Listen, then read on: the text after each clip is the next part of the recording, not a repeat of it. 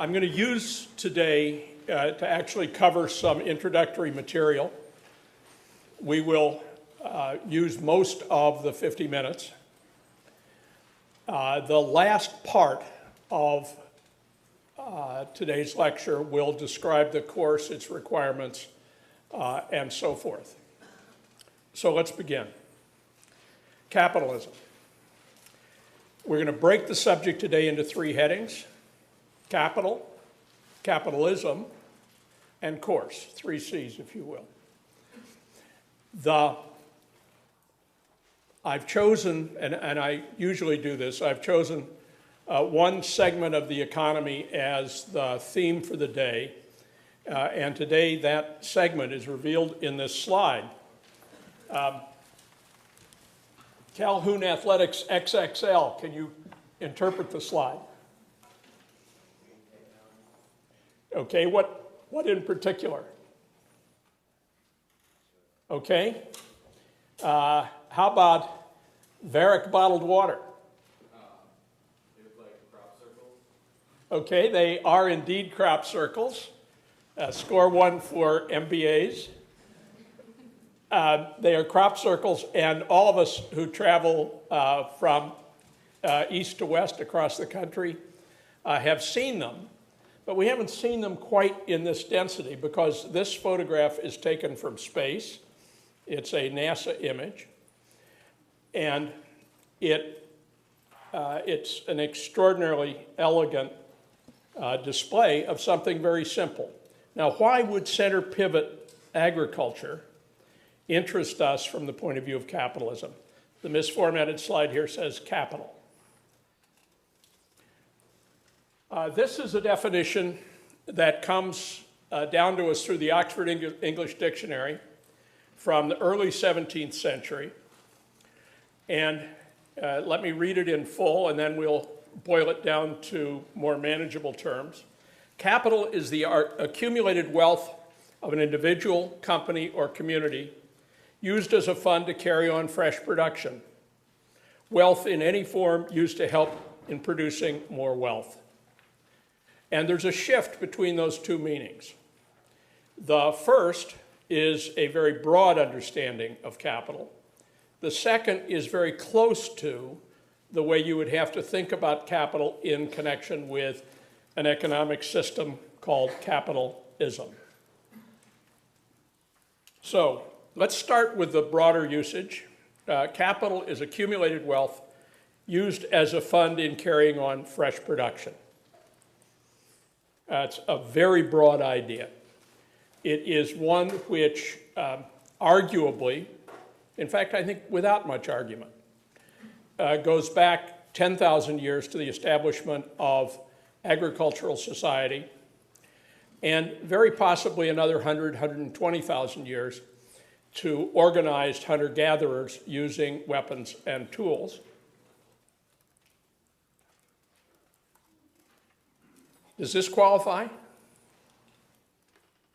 Is that not capital? What do you think? Second row, purple.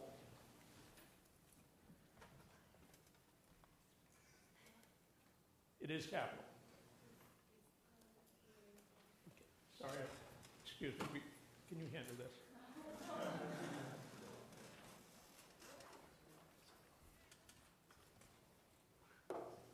I think can be used as capital because it's sort of kind of like accumulated wealth, and you can use nuts for many things. So the nuts buried in the forest floor are accumulated wealth. So it meets that test. Does it meet the next test? You need the mic a little closer to your mouth. Well, it doesn't really have any fresh productions. Okay, so what is this squirrel producing with that nut? Nothing immaterial. Okay, he's producing squirrel. Right, and that's not really what we mean. Okay. Hand the mic to somebody else and it's the hot potato. Or just pass it around, and wherever it is when I ask a question, that's your turn.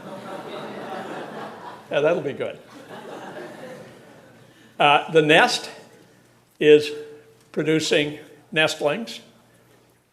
And it's a little closer to what we mean.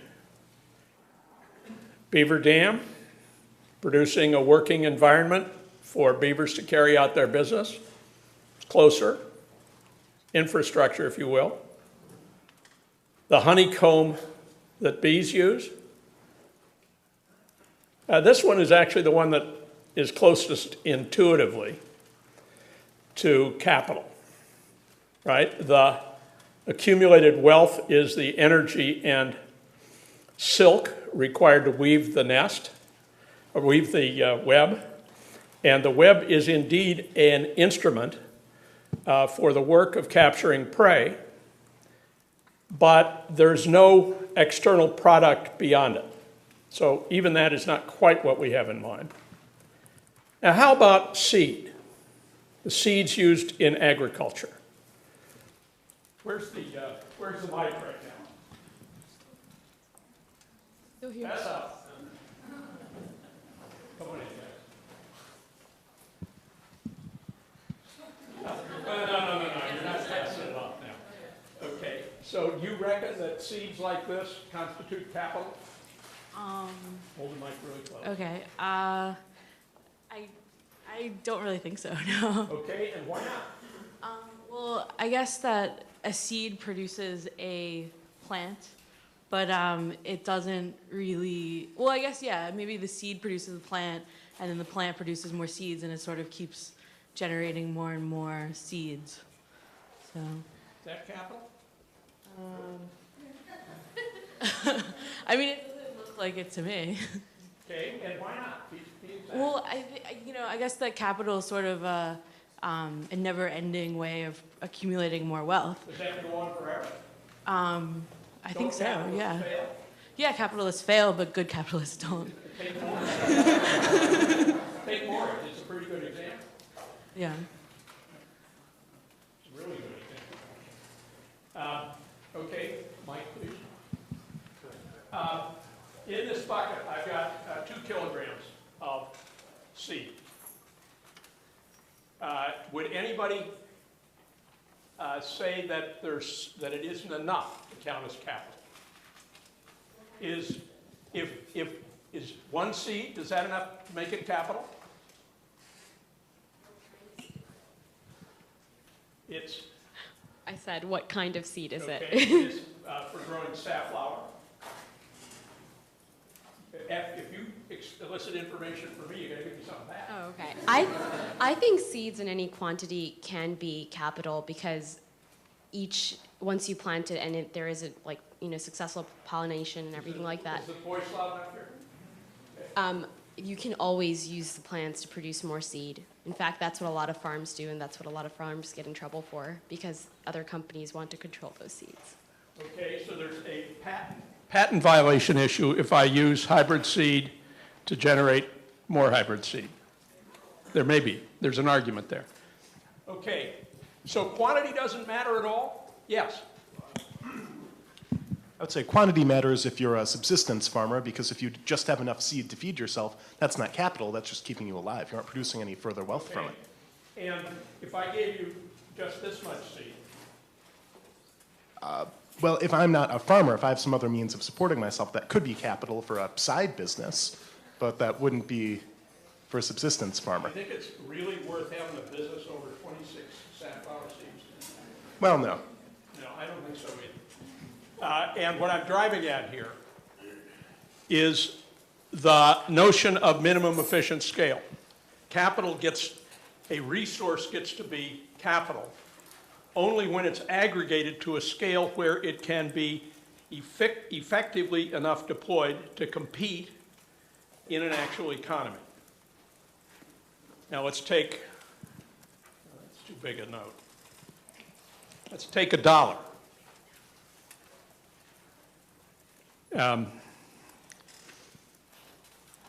Have I just given you capital or not? Technically, yes, but probably that wouldn't allow me to set up a budding business over here. Okay. How might it become a piece of capital? Well, if somebody else gives me $1 or more.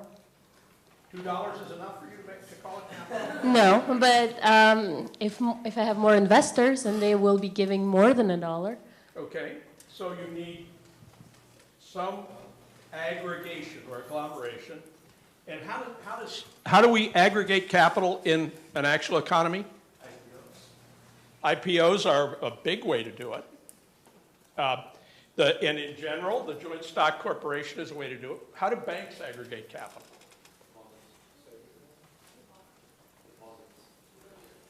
Deposits. Okay. Thousands of little deposits make big funds. Okay, so we're getting there with capital. And what I want to do now is continue the agricultural theme and see if we can relate what we're talking about to the generation of actual wealth in society. This is called a seed drill. And it is a way of planting millions of seeds in a very systematic, precise, and cost-effective way.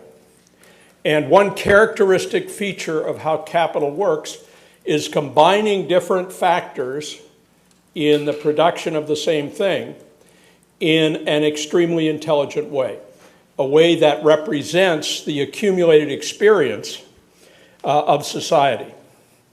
And when you do it well, you succeed, and when you do it poorly, you fail. You can actually fail even when you do it well, but you're very unlikely to succeed when you do it poorly. Now here, I want to compare two very similar technologies. This is peasant farming in Tibet, and the motive power here is a pair of yaks. And this is a John Deere tractor. And the spectacular difference between these two things is obvious to us all. It is that one of them constitutes a large investment of capital. In the case of that tractor and the gear with it, well over $100,000 must be invested. The yaks, well, I don't know what yaks cost in Tibet, but less. And we would say that the John Deere photograph represents something that's capital intensive, and the yak photograph represents something which is, labor intensive. And we would expect a much higher return in food generated per hour of labor invested from the highly mechanized, capital-intensive story. And the history of the world in the last 1,000 years is essentially the history of substitution of the right-hand picture for the left hand, of capital-intensive, highly mechanized means of production in the place of labor-intensive, low capitalization means of production. Another comparison. Excuse me. The capital intensivity here, the ratio of that watering can's capital cost to the center pivot that might be as much as 500 meters long would be measured in the thousands to one, the tens of thousands, the hundreds of thousands probably. Enormous difference in the level of investment. Also, those of you who are interested in the environment, and all of us should be, there is a huge difference in environmental impact. The labor-intensive agriculture essentially leaves the environment unchanged, whereas this kind of agriculture practiced in, it's now a world, center pivot irrigation is a worldwide technology. And in many places, it draws so much water so fast, and so much water is lost to evaporation that the underlying aquifer is rapidly being depleted. Here are two center pivot photographs, and they too differ in capitalization. The one on the left is from Egypt. The one on the right is from Iowa. And the difference between them in the cost of the land would be dramatic. The market price of highly productive loam soil in one of the 3 or 4 richest agricultural zones in the world is much higher than in the margin of the world's largest desert.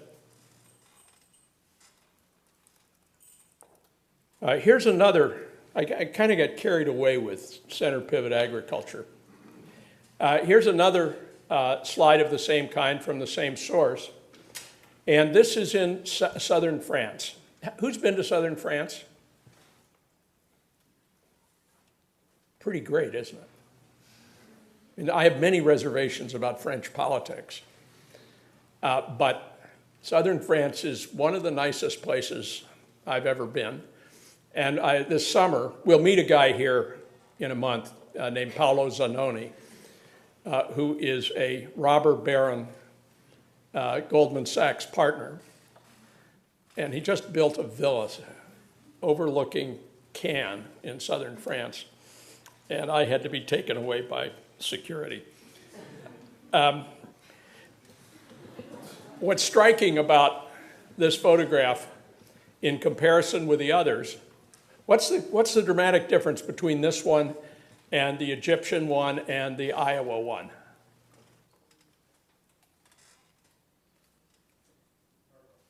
Purple. That's not what I'm fishing for, guys. Okay, you got to talk really. Do I have the mic? Here it is. Would you please pass this over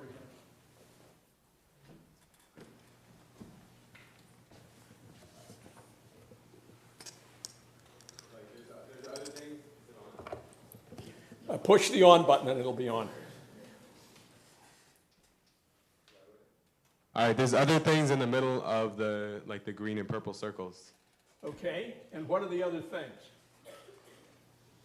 I can't tell if that's houses or... Well, what are all these little polygons? Look at the right margin, for example. They are, take a guess. They're not soccer fields.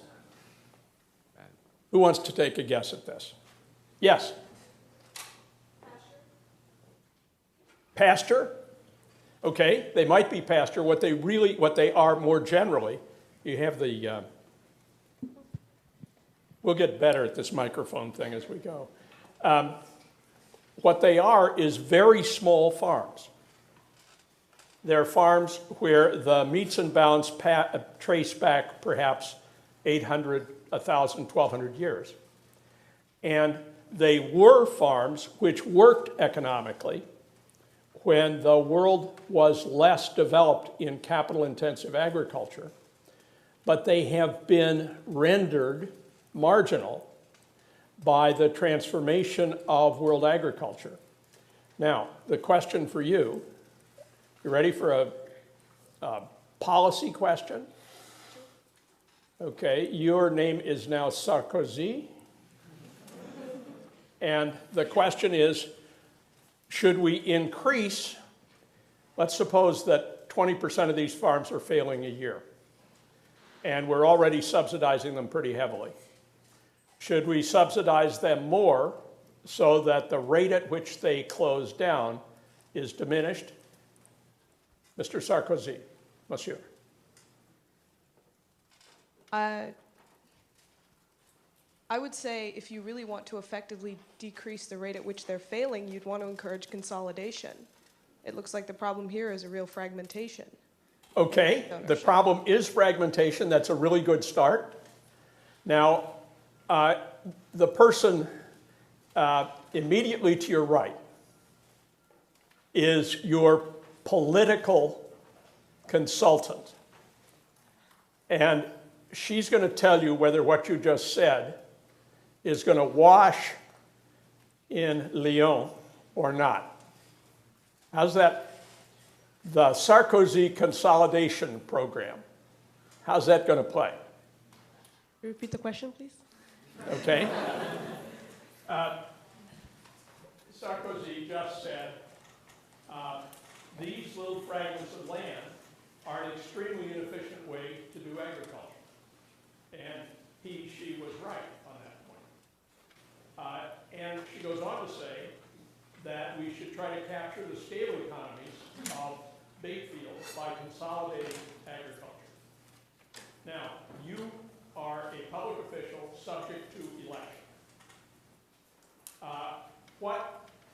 How's that going to read for you, that statement, that we should announce the Sarkozy agricultural consolidation plan? I don't think the public would like it, like the small farmers The would small like. farmers would hate it.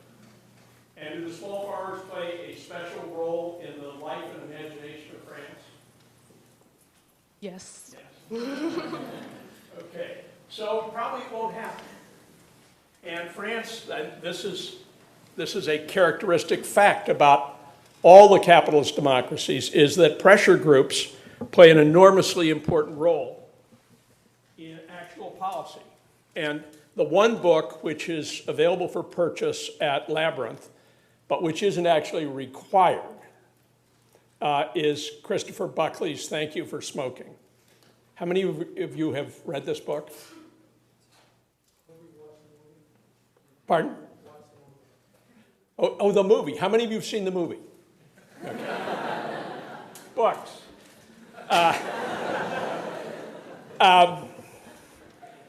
It's all about the biases of pressure groups and public relations in the largest capitalist democracy, which is our own.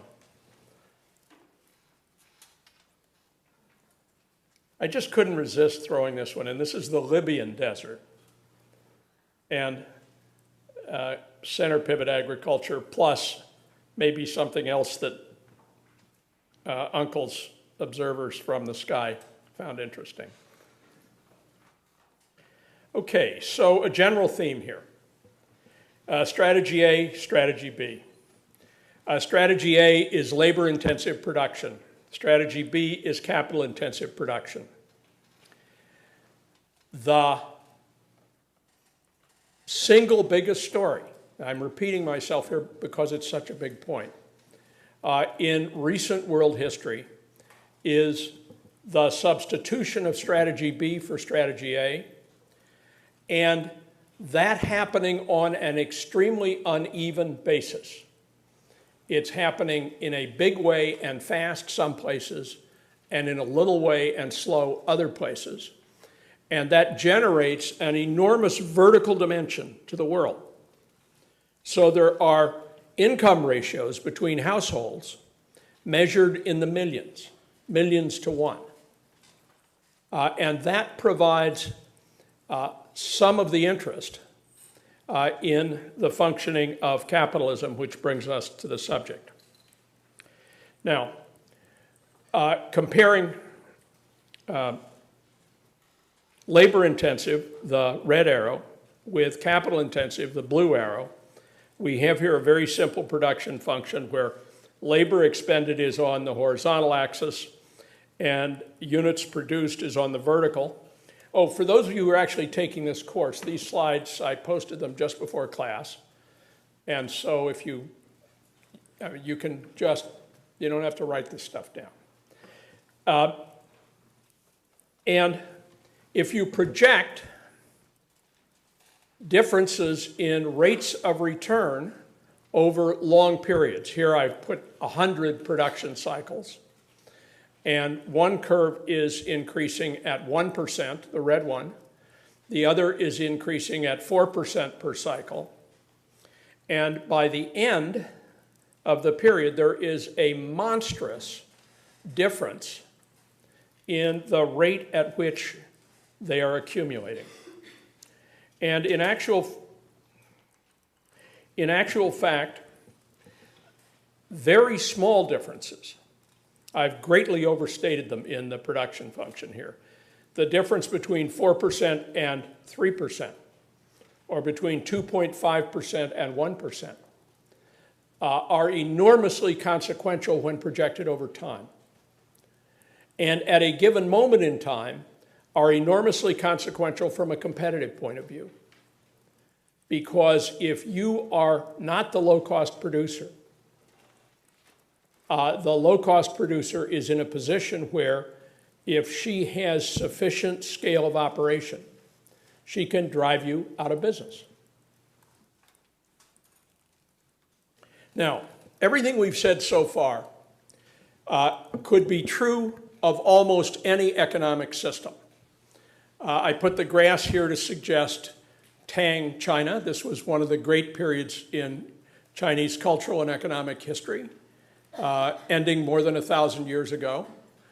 And the use of capital, not necessarily in the highly intensive form, but the use of capital in this economic cycle we're talking about was a perfectly normal practice, which the Tang dynasty would have understood easily.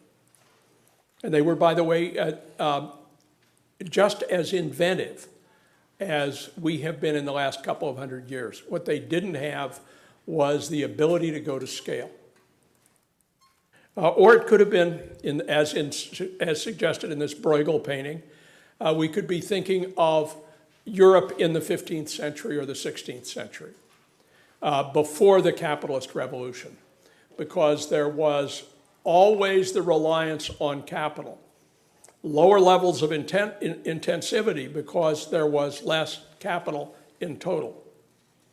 And it could even have been, we could even be talking about an agricultural cooperative in the Soviet Union, which used capital in the form of tractors and land and seed and so on, but used it in a very different way than it is used in market economies. 2, capitalism. Let's switch now to the lower usage here. It is the use of accumulated wealth to produce more wealth. Marx makes a big point of this. Wealth, commodity, wealth. WCW. And sees this as pathological, as a distortion of human values. And we'll talk through Marx in about a week or 10 days. The great man. How many of you have read as many as 10 pages of Marx's writing? Okay, where do we read Marx at Yale these days? Philosophy department. Where else? Directed studies. What does directed studies read of Marx? Communist Manifesto. That's great. You're well prepared for this class because we're going to read it next week. What would you say of Marx as a writer? First of all, he wrote in German. But who's got an editorial opinion about Marx's writing? Yes. You got to shout without the mic.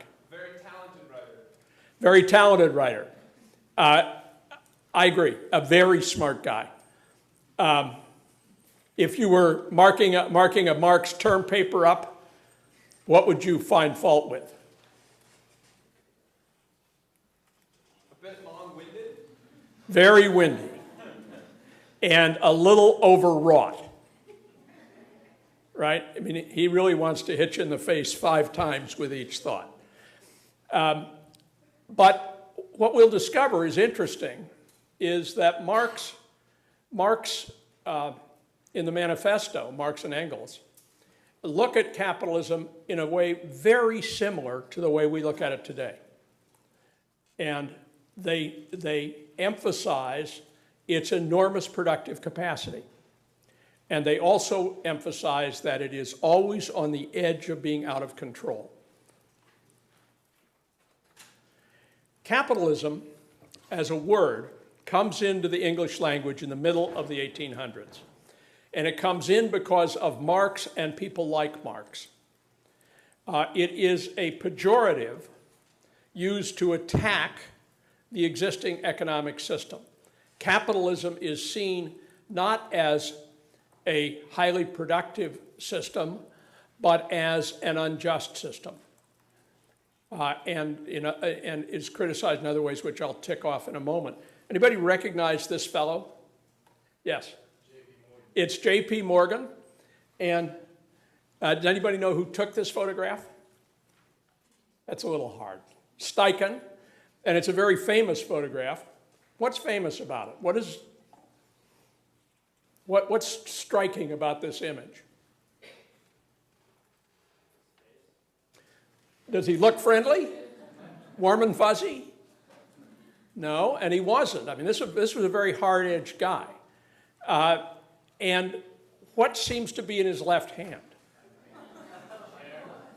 It is a chair. It is the arm of a chair, but the reflection makes it look like he's holding a dagger. And it was no accident. Steichen was not a fan. And this has been used, this photograph's been used thousands of times in a polemical way. Okay, capitalism as seen in the 19th century, a disease for which scientific socialism, that's Marx's term for Marx, is the cure. And of course, there were 20 or 30 other brands of socialism that Marx regarded as unscientific. It is a method by which to steal the labor from the exploited masses. And the reasoning, which we'll review in 10 days' time, is that capital can never make money except by using either labor now or the accumulated fruit of labor from the past. And if capital ends up with a profit, that profit must be extracted from either living or fossilized labor. This is not a thought which I share. It is a system which undermines traditional society in all its forms and undermines traditional skill sets, and that's a perfectly true statement. And when it happens, it is very coercive. It is indeed a trademark of the way capitalism works, that a skill set which was competitive and au courant in 1980 may not command as much as the minimum wage in 2009. And this is the kicker for Marx, is the claim that capitalism inevitably will destroy itself. It will undermine its own foundations and ultimately disappear. We'll evaluate that view. Oh my. This slide is cut off the main part of what's here, so I'll have to remember it for you. Capitalism is the name given to an economic system by its enemies. So point one, by its enemies. Point two, a system which relies heavily on the private use of capital. Heavily on the private use of capital combined with the profit motive founded on self-interest or family interest. So that there are hundreds of variations on the capitalist system. But the essentials are private deployment of capital, open acknowledgement of profit as a motive, and a sympathetic understanding of self or household interest.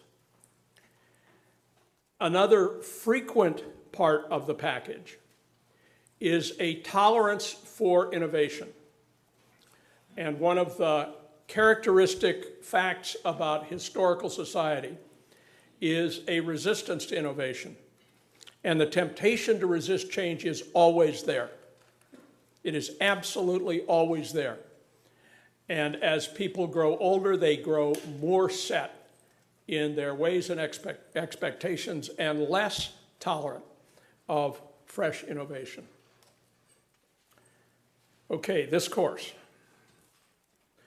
We're going to start with some excerpts from The Wealth of Nations. It is available on Classes V2, posted under Resources. How many of you have read at least a chapter of Wealth of Nations? Okay, the rest of you are in for a treat. Smith is not only a great writer, but a great thinker. He is a much more complex thinker than we usually imagine him to be. He was not a believer that it's just fine for the poor to starve in the streets. He had actually very complicated views about that, which are broadly analogous to philosopher John Rawls and Rawls's difference principle about what inequalities are justified, namely those which redound ultimately in some way to the benefit of the least favored stratum in an economy. The manifesto, already mentioned, and in both cases we'll leave out a good bit. Smith is a very long book. I recommend to you the Bantam paperback, $7.95, of Smith, because it has wonderful little summaries of each paragraph in italics, which allows speed reading, which is actually a very useful thing when a book would take a week to plow through in a careful reading. And we'll focus on just 3 or 4 points there, 3 or 4 arguments in Smith, but they are really powerful and important arguments. The Constitution of Liberty is by F.A. Hayek, and we'll just read 2 chapters. They'll be in a packet which you'll get. And Hayek is the arch conservative, the market conservative, from whom most of the conservative movement, not concerned with social authority, but the libertarian side of American conservatism relies primarily on Hayek, actually. Farewell to Alms, this book, by a guy named Gregory Clark, is a book which says, capitalism, more and better. Pour it on. And as capitalism increases its reach, the world will grow wealthier and better. It is a polemical work written by an economist, and you'll find things to argue with. Even if you more or less agree with him, you'll find many things to argue with him about, and that will be an important book in the course. The Mystery of Capital,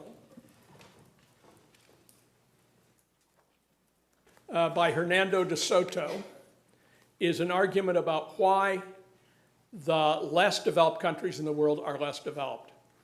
And the gist of it is that formal and enforceable property rights are a precondition to capital development. And it's a very powerful piece of work. Richard Posner, A Failure of Capitalism. Posner, anybody know who Posner is? Tell us, loud and clear. He's a judge, and he's a judge of what persuasion, would you say? He's a very conservative judge, teaches at the University of Chicago Law School, and he has written a very penetrating analysis of the current crisis. I read maybe 20 books to pick one on this subject, and this is the clearest and most honest, I think, and he does no ideological distortion here that I can detect. It is just a penetrating and straightforward analysis of what happened, and for that reason, very useful. The Bottom Billion by Paul Collier, who is a World Bank economist who teaches at Oxford, and in this maps out a diagnosis and a strategy for using market mechanisms and capital development to alleviate most of the world's poverty. Finally, The White Tiger. This is fiction. But there are times when fiction is better at describing the real world than nonfiction. And this is a brutally penetrating novel written from the point of view of a very poor, very smart, and in many ways flawed young man in South India. It won the Man Booker Prize last year for fiction. It is, for our age, it is as good as Dickens and Zola were for the 19th century. It's just a brilliant book. I couldn't put it down.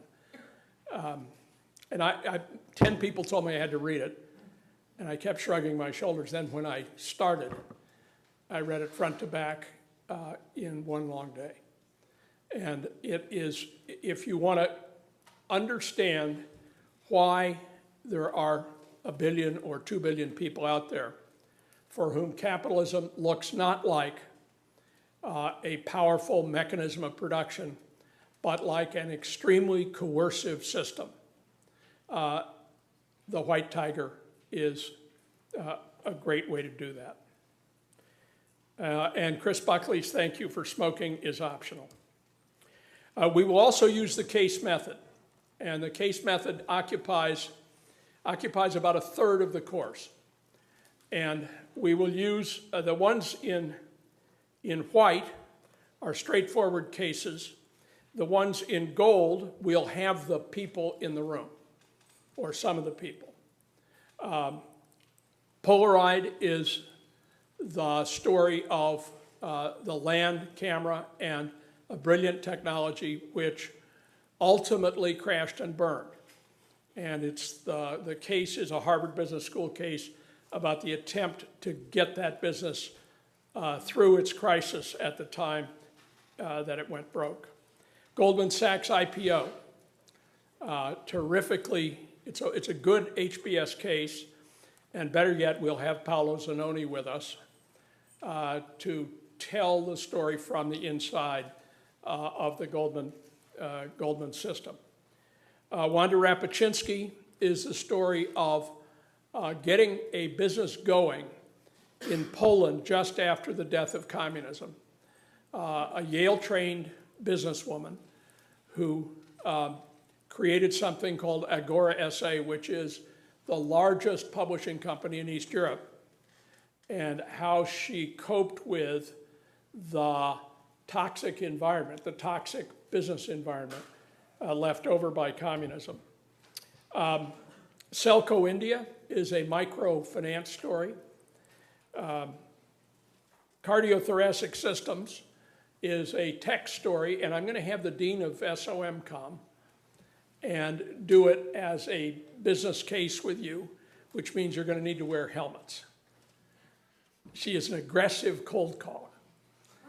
And, oh, by the way, I'm going to make 2 kinds of calls in this course.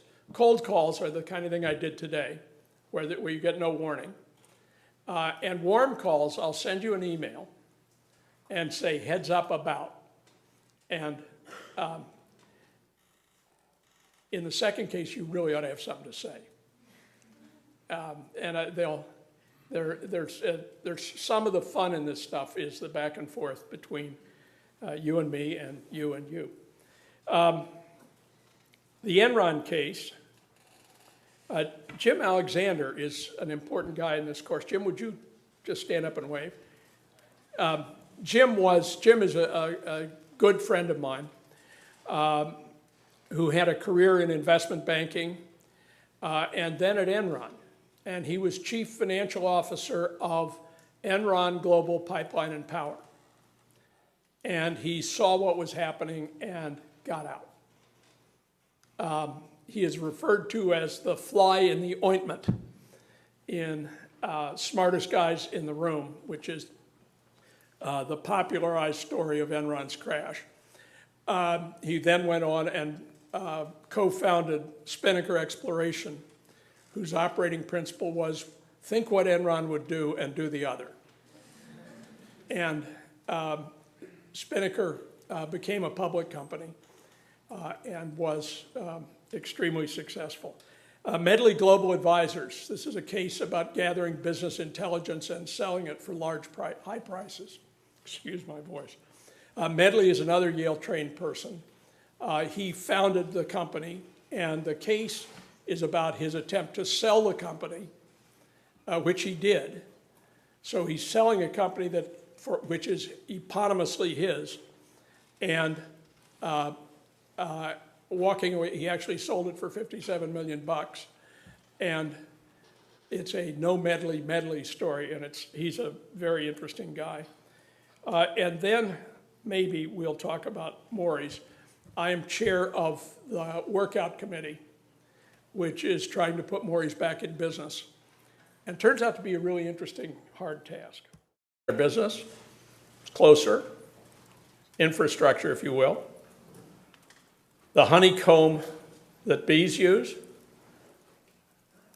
This one is actually the one that is closest intuitively to capital, right? The accumulated wealth is the energy and silk required to weave the nest, or weave the web.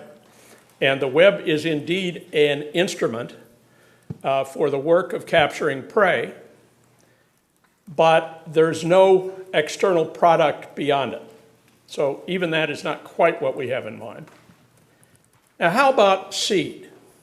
The seeds used in agriculture.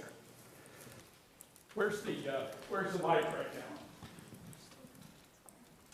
Still here. Pass out. Come on in, guys. No, you're not passing it off now. Okay, so you reckon that seeds like this constitute capital? Hold the mic really close. Okay. I don't really think so, no. Okay, and why not? Well, I guess that a seed produces a plant, but it doesn't really, well, I guess, yeah, maybe the seed produces a plant, and then the plant produces more seeds, and it sort of keeps generating more and more seeds. So. Is that capital? I mean, it doesn't look like it to me. Okay, and why not? Be exact. Well, I guess that capital is sort of a never-ending way of accumulating more wealth. Does that go on forever? I think so, capitalists yeah. fail? Yeah, capitalists fail, but good capitalists don't. Take more. Take more. It's a pretty good example. Yeah. It's a really good example. Okay, Mike, please. In this bucket, I've got 2 kilograms of seed. Would anybody say that it isn't enough to count as capital? Is 1 seed, is that enough to make it capital? It's. I said, what kind of seed is Okay, it? it is for growing safflower. If you elicit information from me, you got to give me some back. Oh, okay. I think seeds in any quantity can be capital because once you plant it and there is successful pollination and everything like that. Is the voice loud enough here? You can always use the plants to produce more seed. In fact, that's what a lot of farms do, and that's what a lot of farms get in trouble for because other companies want to control those seeds. Okay, so there's a patent violation issue if I use hybrid seed to generate more hybrid seed. There may be. There's an argument there. Okay, so quantity doesn't matter at all? Yes. I would say quantity matters if you're a subsistence farmer, because if you just have enough seed to feed yourself, that's not capital, that's just keeping you alive. You aren't producing any further wealth from it. Does this qualify? Is that not capital? What do you think? Second row, purple.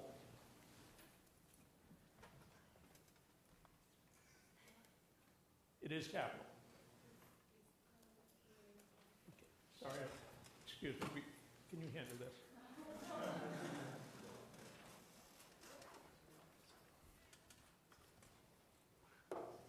Oh, I think can be used as capital because it's sort of kind of like accumulated wealth, and you can use nuts for many Okay, things. so the nuts buried in the forest floor are accumulated wealth.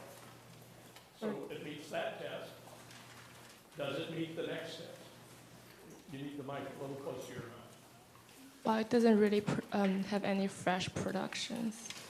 Okay, so what is this squirrel producing with that nut? Nothing immaterial. Okay, he's producing squirrel. Right, and that's not really what we mean. Okay. Hand the mic to somebody else and it's the hot potato. Or just pass it around and wherever it is when I ask a question, that's your turn. Yeah, that'll be good. The nest is producing nestlings, and it's a little closer to what we mean. Beaver dam, producing a working environment for beavers to carry out their.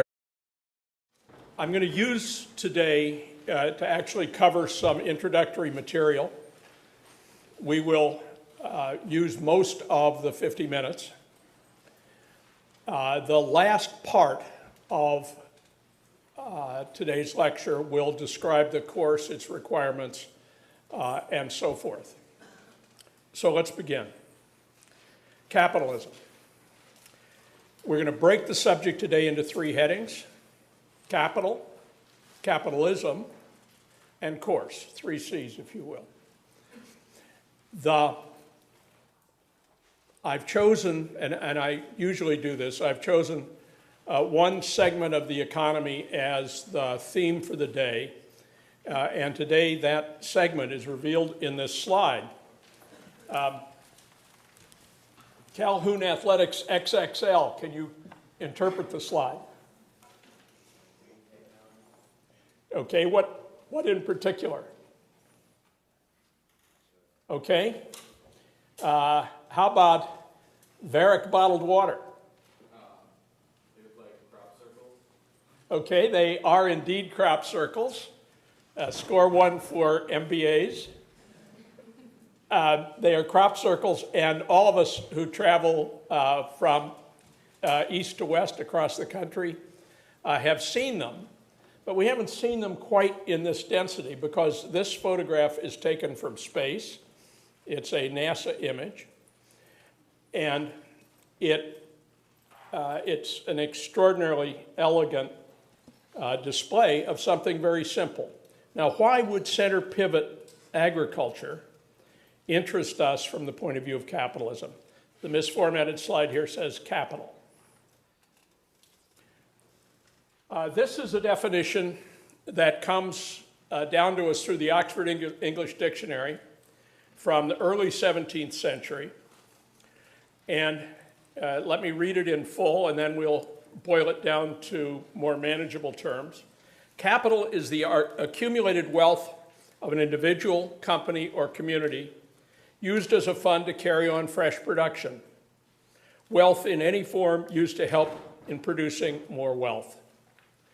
And there's a shift between those two meanings. The first is a very broad understanding of capital. The second is very close to the way you would have to think about capital in connection with an economic system called capitalism. So let's start with the broader usage. Capital is accumulated wealth used as a fund in carrying on fresh production. It's a very broad idea. It is one which arguably, in fact, I think without much argument, goes back 10,000 years to the establishment of agricultural society, and very possibly another 120,000 years to organized hunter-gatherers using weapons and tools.